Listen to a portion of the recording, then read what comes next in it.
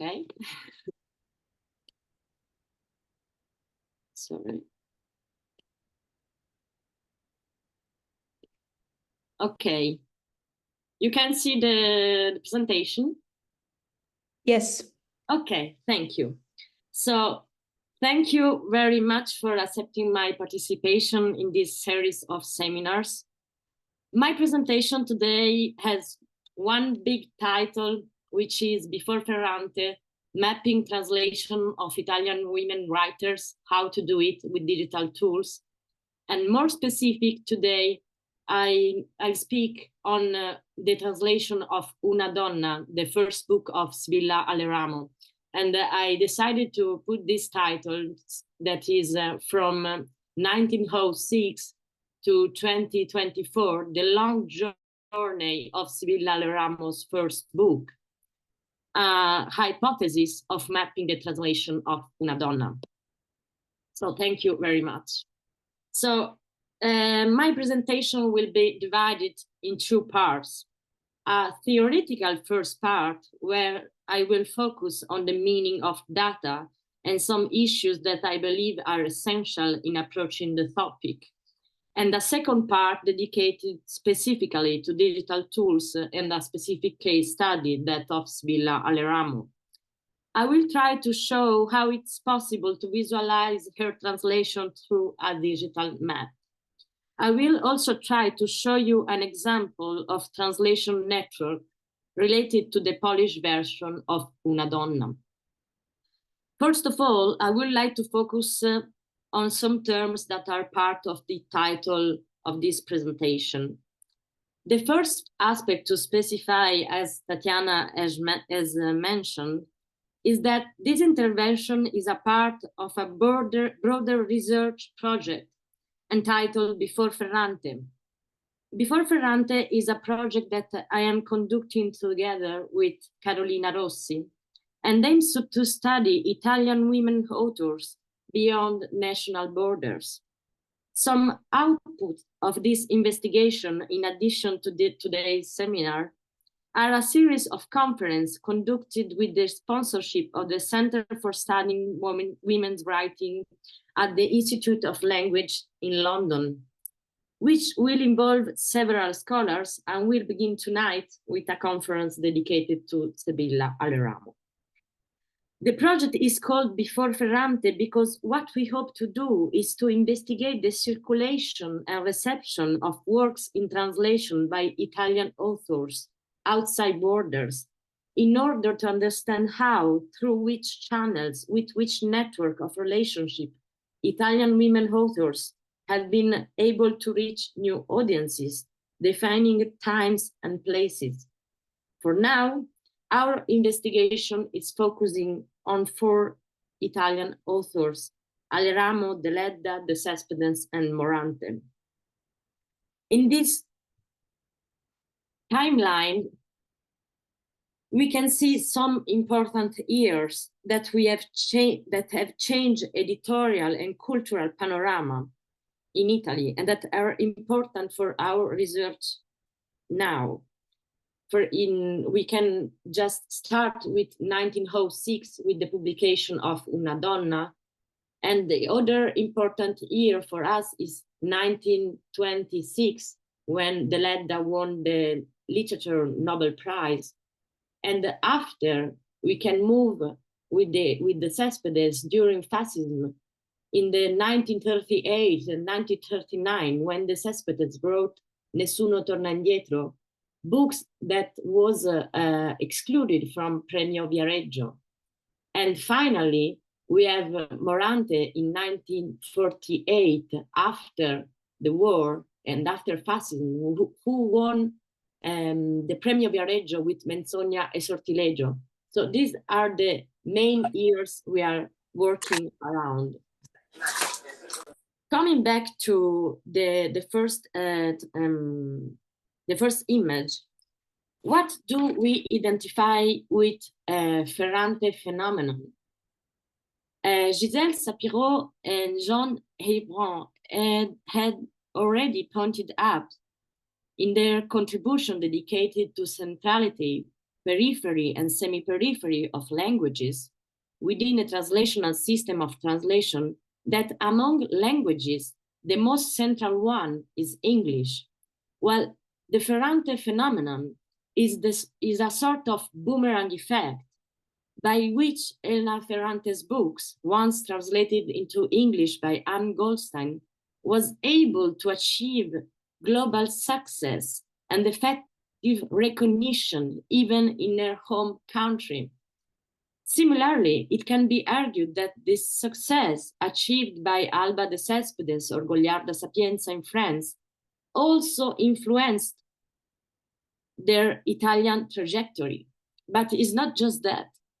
Beyond the return effect, the Ferrante phenomenon is also the movement that has led to a sort of rediscovery abroad of other voices in Italian literature.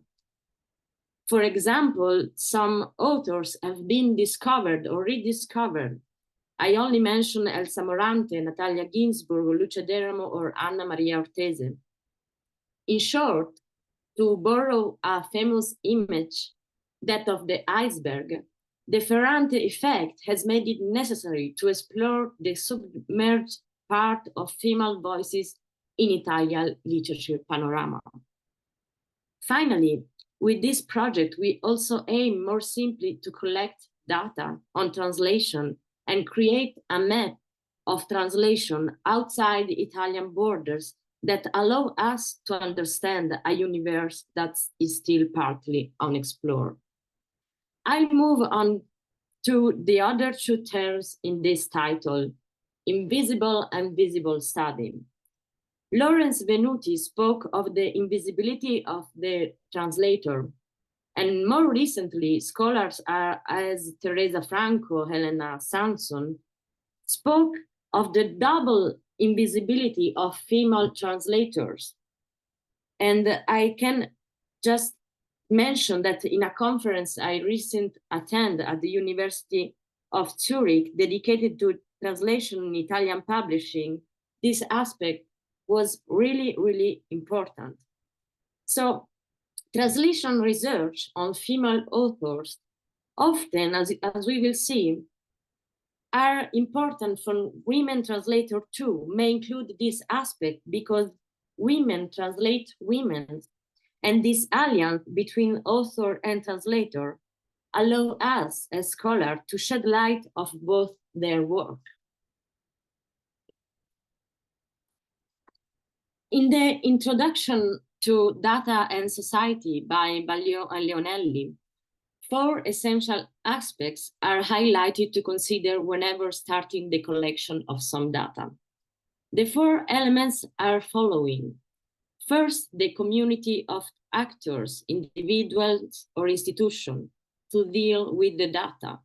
The second is the specific ways of making sense of the data. The third, the data management skills, both human and computer. And the fourth element is data itself in various forms, numbers, images, text, symbols, whose meaning and value depend on their physical characteristic and the care people put into using them to maintain them as such. In another important book that I would like to mention, Joanna Drucker, in an essay entitled Humanity's Approach to Graphical Display, points out how data depends on the role of the observer, and therefore she suggests, instead of data, to use capta, because data is situated, and this change in terminology emphasizes the active role of the observer in the selection and interpretation process. These texts are quoted from a recent book by Donata Columbro, a lecturer in data visualization at the Ulm University in Milan and in data journalism and at the Lewis Master in Rome.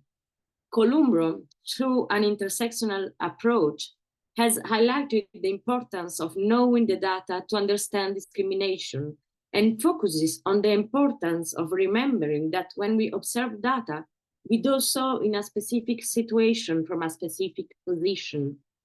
I would like to point out her latest book, very, very interesting, sorry, When Data Discriminate, which is recent published. So where do we find data regarding the translated authors in before Ferrante? Mainly from online catalogs, in particular from WordCat, Index Translationum, and OPAC. A first element to note in collecting data from these sources is the frequent lack of the identity of the translation. And furthermore, as much as we have tried to find first edition, this element can be subject to variables, as libraries do not always have the first edition of a given work. Finally, it is worth remembering that access to libraries and digital tools is not globally standardized, and therefore a certain percentage of data may have been excluded from our collection. Through this catalog, I create a simple Excel table that you can find on the link I have sent it, where I collect the translation I have found. And another important element for this research was the New Italian Books website, a page where many contributions are dedicated to the selected authors and their translation. Now let's move on to the second part of my presentation. The case I have dealt with and that I want to present to you today is that of Sibilla Aleramo. Alleramo, whose real name is Marta Rina Faccio, was born in 1876 in Piedmont. At the age of 14, the author worked in her father's company, and here she was abused by one of the company's employees. She married this man in a reparative marriage, and a few months later, in 1902, she fled from her husband to Rome, where her sister lived, and she lost the custody of her son. A Woman is her first novel that she began writing in 1901, retracting her life and addressing issues of female freedom and self-determination. The work was published in 1906 by the Sten Publishing House in Turin, and as D'Agostino has noted, it was immediately translated into Spanish, Swedish, English, Russian, and Polish. The title can be considered a true classic of Italian literature. Since the preface to the second edition in 1915 by Emilio Cecchi, the widespread translation of the work has been highlighted to emphasize its importance. This novel brings some instances related to feminism and women's emancipation valid in the early 20th century up to the present day. Among the reasons that have promoted the dissemination of this text is Alleramo's ability to transfigure personal history into myth. As Melandri wrote in an essay entitled A Wild Modesty, A Wild Nudity in 1987, Alleramo gives an ideal image of herself conducted with a rigor and almost geometric linearity. I first collect this translation in a timeline that I want to show you. Sorry.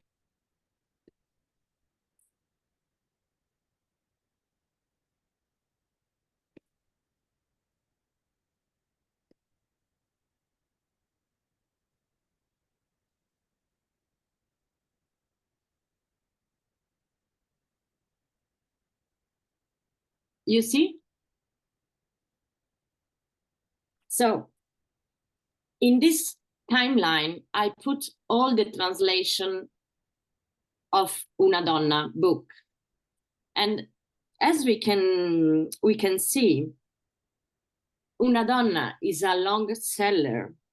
According to the data collected by me, Una Donna has 33 editions in different languages.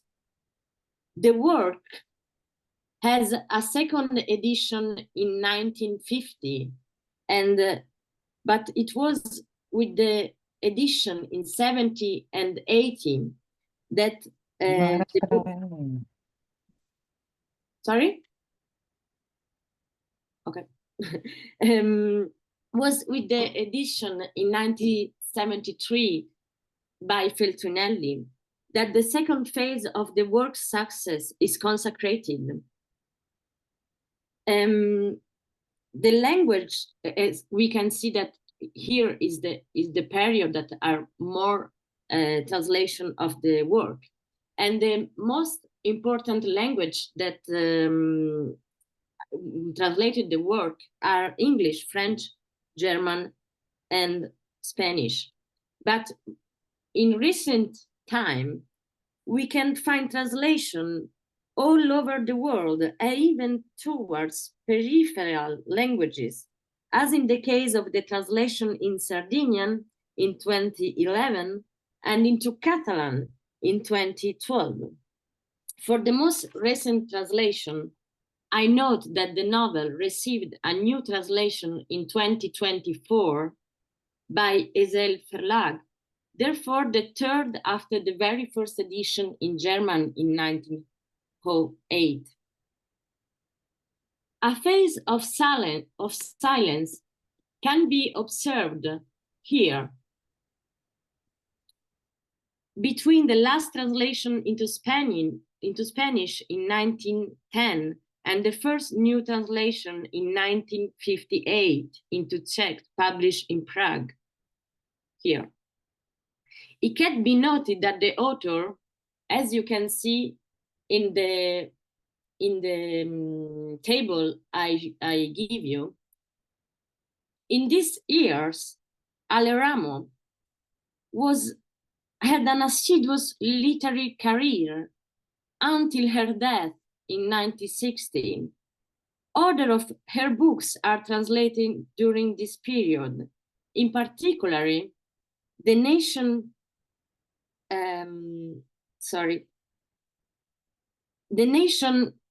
that mainly received the author's writing was France, in which are published Les Passages suivis de Transfiguration and Diomène et Joie d'Occasion. Here. So let's move on the possibility to use digital tools. Sorry, I have to mix.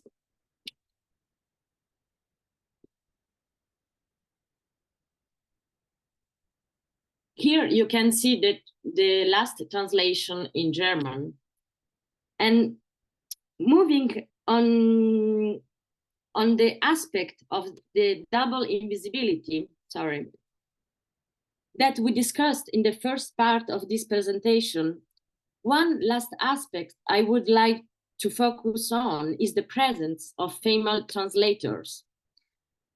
For the case of Sibilla Aleramo most successful book, A Woman, we can see that out of a total of 33 translated works, 7 are translated by men and the rest by female translators. The percentage is even higher in the analysis of all translation of Alleramo's works, with 52 translation, 37 by women and only 15 by men. Moving into the possibility of using digital tools in translation studies, there are 2 aspects that interest me, maps and networks. I will try to show 2 visualization hypotheses. So please click on the link I give you and let's see this map. I create a map with all the translation of Alleramo books from 1906 to more recent translation. I used the program I found on the Northwestern University Ignite Lab, probably the easiest to use. My goal is to visualize the dissemination of Alleramo's works. This type of visualization allows me to achieve three objectives: fix the places on the map and keep track of the edition, observe the change of cover images. For example, you can see some interesting aspects that shows the women in the cover, but for example, as we can see in more recent year, for example, in London, Penguin put these images of a woman dancing that has nothing to do with the history of Alleramo. And finally, of course, this map provides an overall picture of the Alleramo phenomenon on a global scale. The interesting aspect of this visualization will be in the future the comparison of the data of this map with the data of other authors, Deledda, De Cespedes, and Morante, in order to identify the points of greatest reception of the work and the type of circulation, also including literary awards, radio or film adaptation. For example, in this map, I decided to put the miniserie of Una Donna that was directed by Gianni Bongiovanni on Rai Uno in 1977. And here you can see also, you can put also the video. Or for example,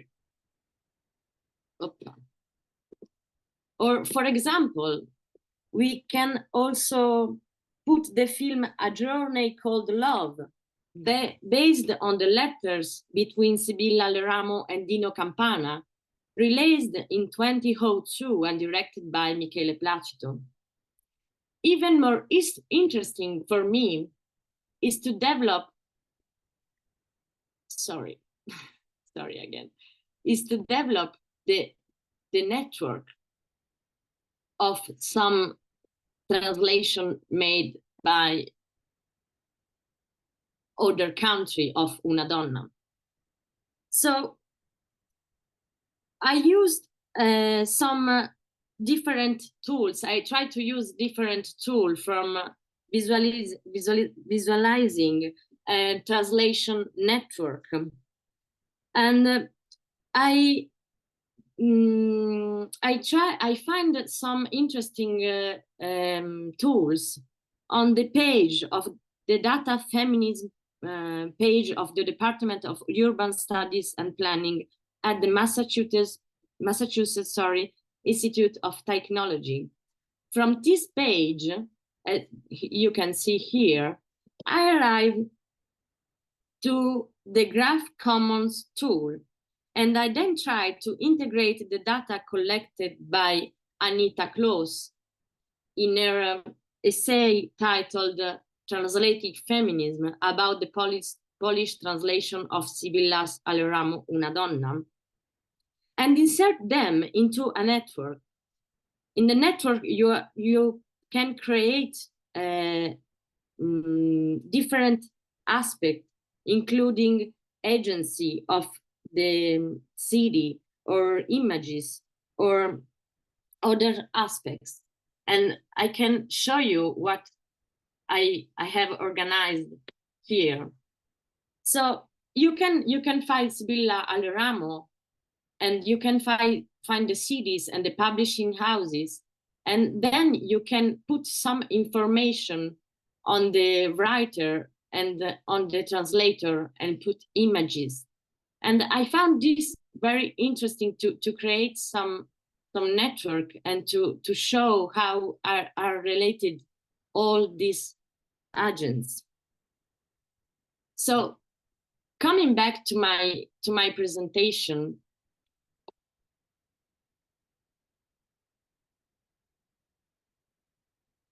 I tried to show the work in progress for the study of Italian authors' work, translated outside national standards and some visualization possibility in a view of a larger project.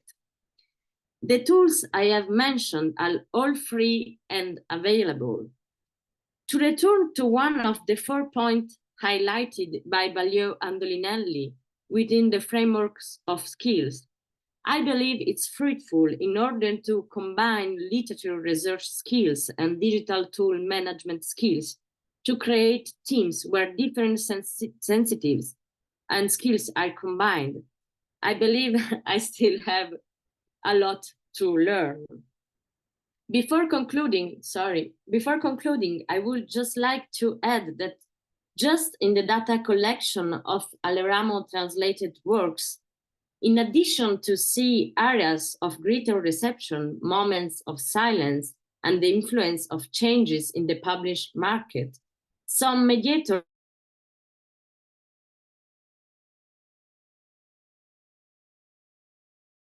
in the European field, the relationship with France, with Germany, and the presence of translation into Catalan. And outside the European field, the translation in Russia, which should also be related to Alleramo's book, Russia, the High Country, Russia, Alto Paese. Observing the archive at the Gramsci Foundation in Rome, among the personalities to be investigated, we found the Swedish writer Astrid Hanfeld, the French translator Georges Brandet, and Blaise Savitsky-Lumira, and the French essayist Halvey Daniel. So, thank you for your attention.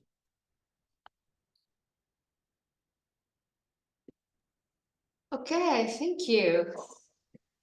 Okay, so perhaps some questions. I have a couple of them, but perhaps Laura, Viola, Simin, someone there has a question for Mara. Not only congratulations, because you did it by yourself, all this work. Congratulations. Thank you. Yeah. So some question?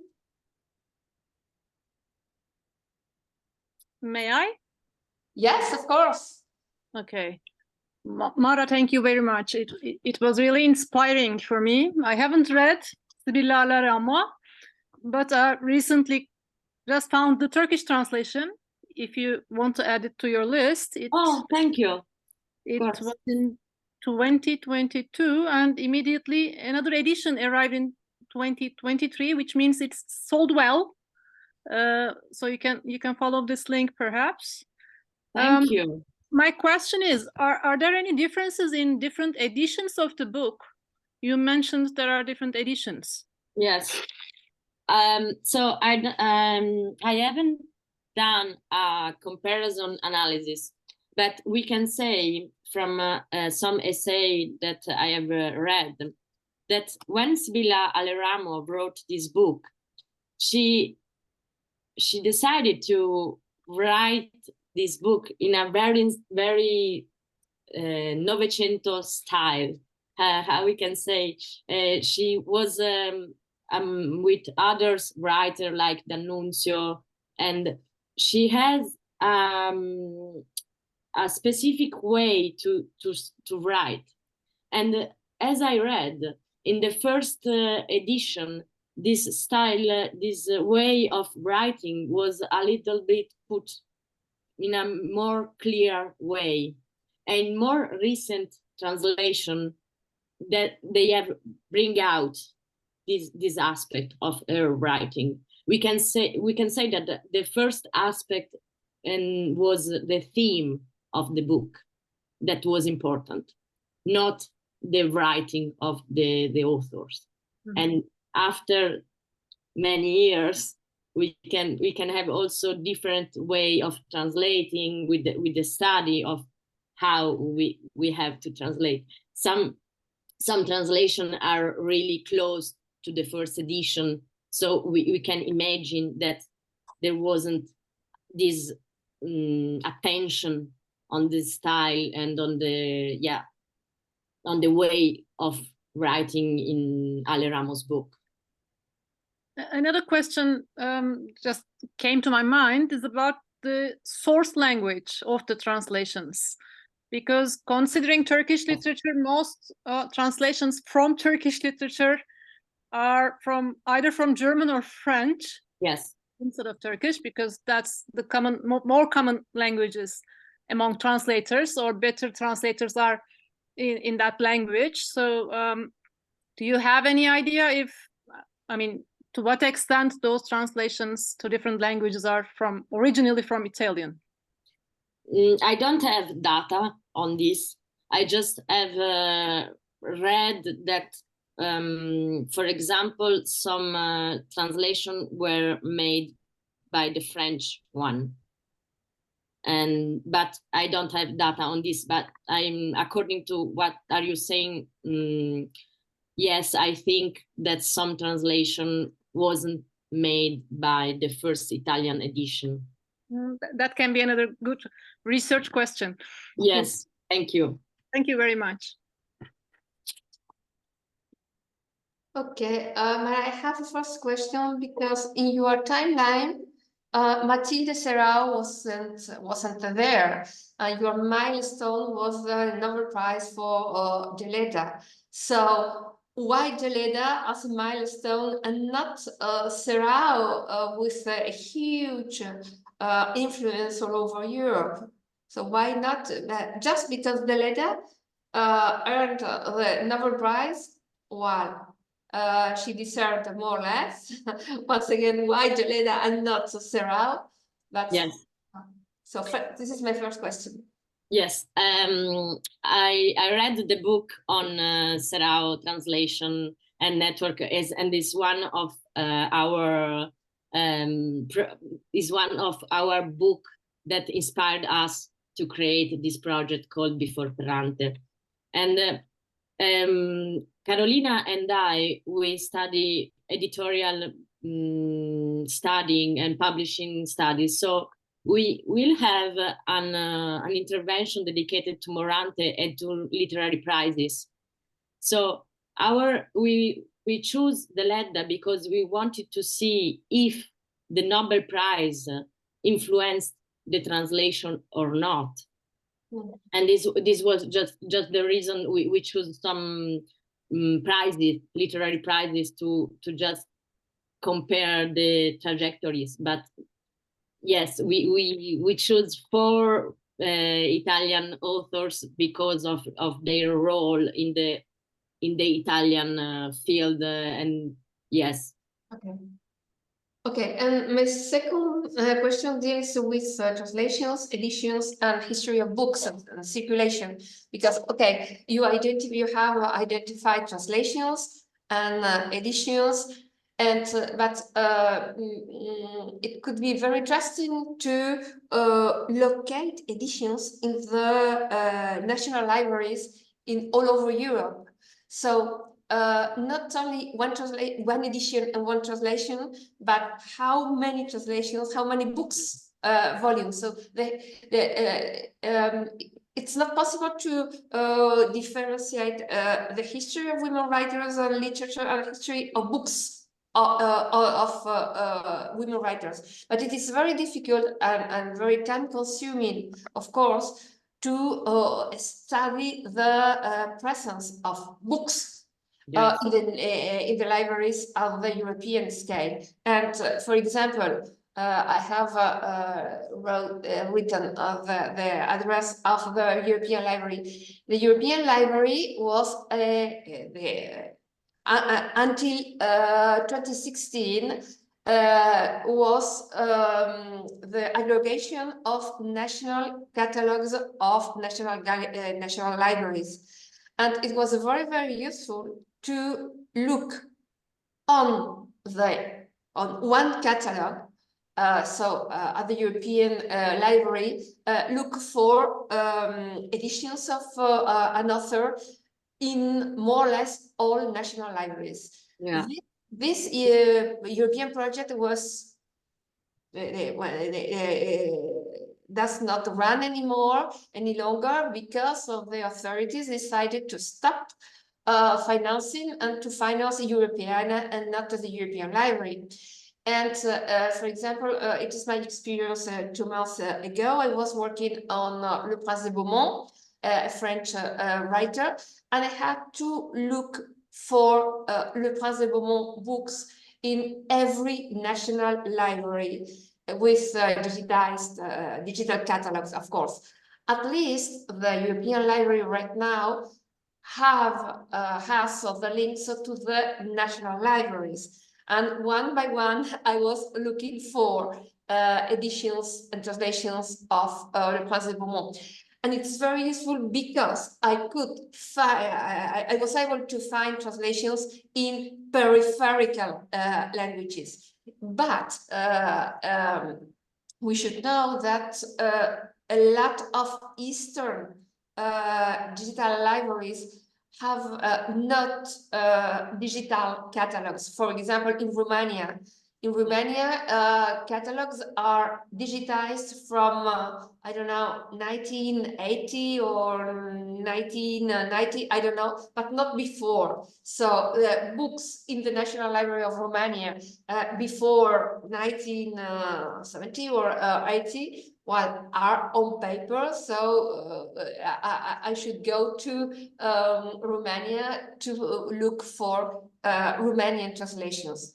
Well, this is just a reflection about the differences between countries, between digitization processes in national libraries. And this is a difficulty because if we want to build Europe, a whole Europe, we should reach all the national libraries. And if the European Library does not work no longer, I'm wondering what kind of European policy, digital policy they are or we are developing, because we have now, we haven't any unique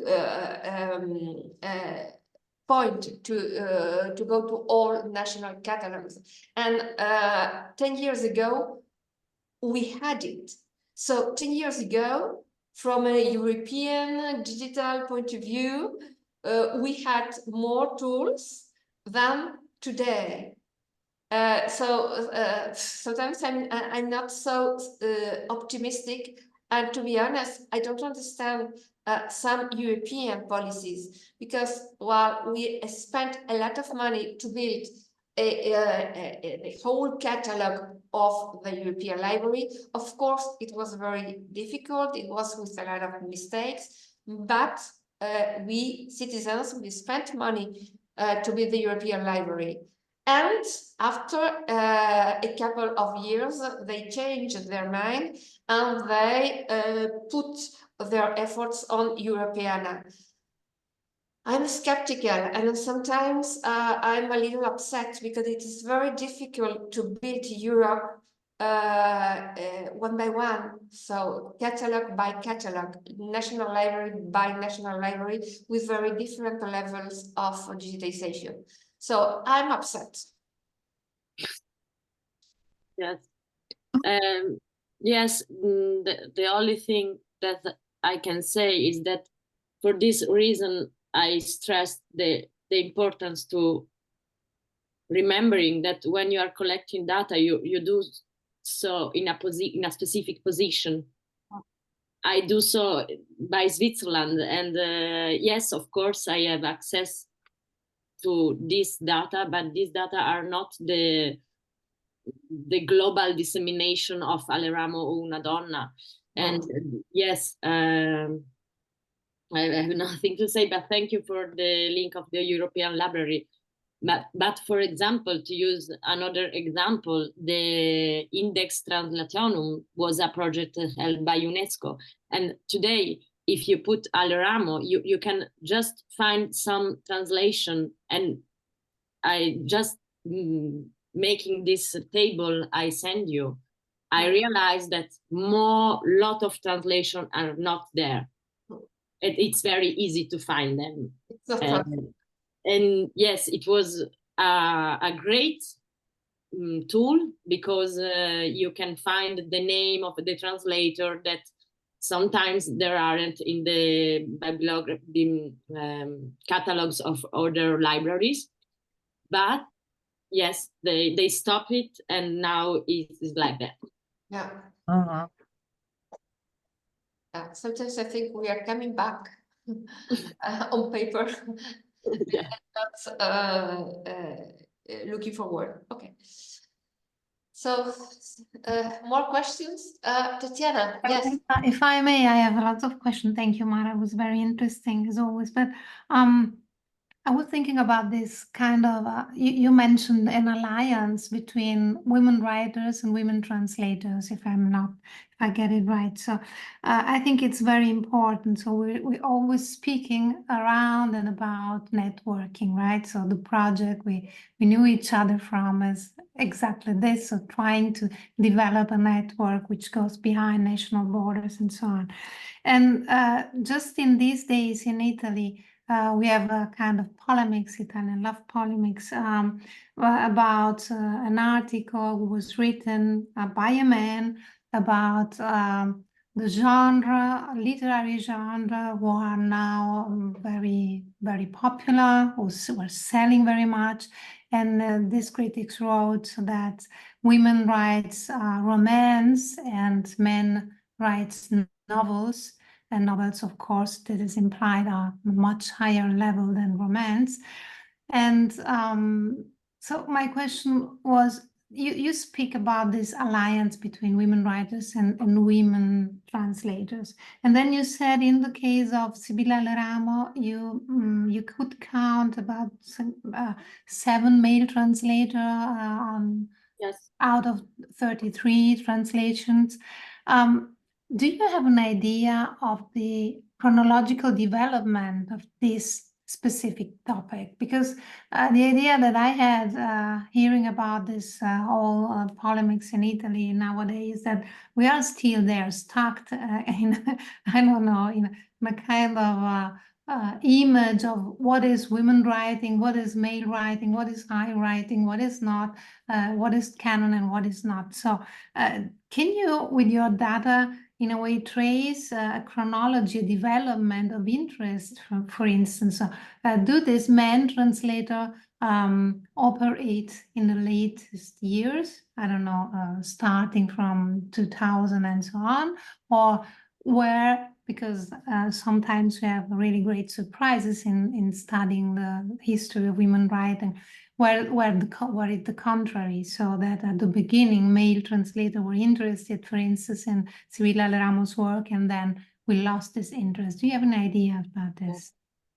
Thank you, Tatiana. It's very, very interesting, and of course, I heard about this article you mentioned, and it's on parentheses. It's really incredible, because this article puts together some Italian women writers who are so different in their way of writing. So, okay. And the interesting is that, for example, in France, the translation of Sibilla Aleramo's book was made by the men. And but after, in more recent day, the author's edition in French changed, but nowadays it's a woman that had translated Una Donna.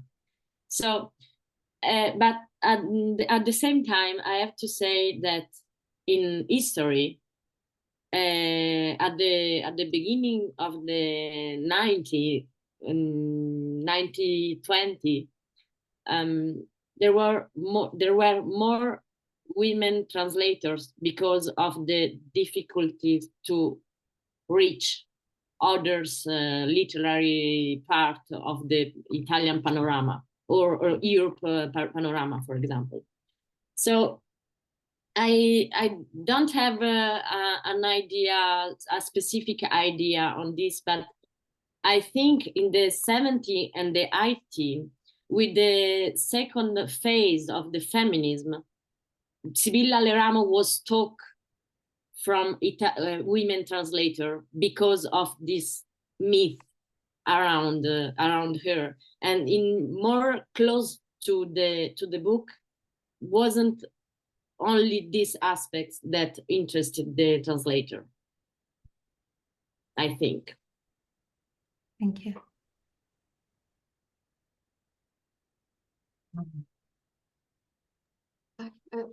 Mara, I have another question. What about the possibilities of developing a microanalysis of text? So microanalysis of translations with digital tools, so a kind of quantitative or qualitative analysis. So do you have any project found concerning this possibilities of microanalysis? Because you made a macro analysis of editions, circulations, but what about the differences, the semantic differences of these translations? I can answer that. She has to finish her PhD thesis, Amalia, before thinking of this. No, just kidding. Sorry. No, no, thank you, Tatiana. Yes, it's one theme that was, according to the first question of today, of the difference between edition and this micro analysis, I think that can just see, for example, the decision of changing some words, or for example, the Polish translation was not made on a edition, but it was on a paper. So how, or the French translation too was made by a collective group of translators. And what about the cut they made for publishing the novel? Mm-hmm. Yeah. It would be really interesting. Yes, thank you. I can give you another example. A few weeks ago, me too. I was comparing Spanish and English and French editions, of course, and using a sketch engine. So a very more or less simple tool for quantitative analysis. And I was looking for adjectives for father, mother, friend, woman, man, just because in the novel, in the text, what I was studying, social relationships and familiar relationships were very interesting. And so I was looking at adjectives for père, mère, donc, father, mother. The adjectives were completely different in Spanish, in French, or in English, because the social relationships in the 18th century are very different in the enlightened United Kingdom, in the traditional Spain, and in the pre-revolutionary France. But the difference between adjectives so clear, the quantitative and the qualitative difference of adjectives, and we cannot say, oh, it is a free translation, it is an adaptation. No, formally, concerning chapters and concerning paragraphs, it was these translations were literal, more or less, but in detail with a micro analysis, you can say just with adjectives at what point the translations are different and the authorship is different. So it is not the same Le Prince de Beaumont in English and French, in German, and so on. So it is just a clue, a trace of differences we could find as fast as like this, because we can just ask to the tool, give me the adjectives with these nouns, and the differences are there. Yes. Idea. Yes, it's really interesting because of the abuse that Alleramo spoke about in the book. And in some parts, she really say, I didn't want. But how, I was looking for, she chose some adjectives like mi infastidiva or other things that, what about the changing of this adjective about the abuse in other editions? If you can put this in a more simple or easy or sfumato, I don't know how to say. Yes. Thank you. It's very interesting. Sketchendi is the name. Yeah, it is a private one, and it is not very expensive. The university pays the license, but you have a trial version, and it is very friendly to use. So go ahead. I would have one question. Thank you. Thank you very much for the presentation. I am Alleramo fan, and I was very interested in the style that you mentioned, because, you know, I have been studying a lot women writing or using decadent mode. And when I read Alleramo, I didn't find much of it indeed. And so when you now mentioned that the style was changed, and now that there is new edition, if I remember correctly, that Yes. is more faithful to the, let's say, original. So I would like to ask about this, and perhaps because I have an edition from, I think, 94, it's a paperback. I'm sure there have been so many editions, and if you can tell me what was it this year or when this newest edition, which is closer to the original style, has been published? Yeah, I read about the changing of, for example, inversion that Alleramo does in his way of writing, inversion subject, and that was replaced in the first translation, and also about the exclamation. We have a lot of oh babbo, oh I'm so tired, I'm so sad, and these kind of things that were cut in some edition, in some translation, to to give I don't know really an idea of less emotional, or in inverse, more emotional because of a woman's writing. So this is what I read in an essay dedicated to the English translation. I can send you, and then you can see if your translation is close to the original or not. I didn't make a comparison on translation. I just read some essay about that. Sorry, so maybe I misunderstood. So it concerned the translation, not the original. I thought that there was some censorship with the original. No, in translation. No. Sorry. It was only in translation. Very interesting. Thank you. And I found out, thanks to you, that it has been translated into Czech, which I didn't know. I read it only in Italian, but obviously there is no translation in Finnish, which is my other sphere of interest. Yes, so it is now. I think there is this new rediscovering. I want to ask tonight at this event conference, the before Ferrante project, because we will have the Spanish translator who made the last translation of Una Donna in 2020.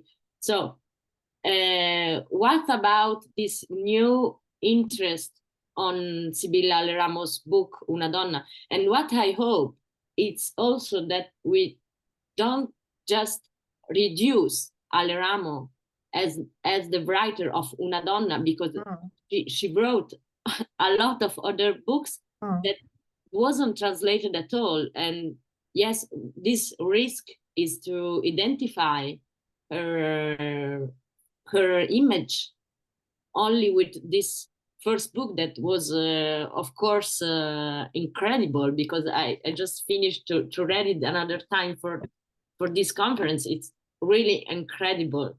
But what about the others? So Thank you. to be continued, Mara. Yes, Go ahead. also. So, Katia, would you close do you want to close our session, please? Yes, why not? Of course, it was a great webinar again. I think we had many interesting webinars in this series from young researchers, and I think we are very happy that we see that also young scholars are interested in women writers related to digital studies, and this is something that really yes, it's wonderful to see it and to follow it. So another great webinar. I have to put on YouTube channel the last one, and this one will also be there, so that those who missed us today will have the opportunity to watch it and follow us. I don't now have the date for our next webinar, but we will announce it again. So I hope that we see each other in 1 month again, or even earlier. I don't know. Sometime in May. So thank you all for joining us, and see you soon again. Thank Thank you. you. Thank you, Bye. Mara, and for Grazie. all the questions, of course. Thank you for your Bye. question, and thank you for everything. Bye. Ciao, Bye. grazie. Ciao, ciao.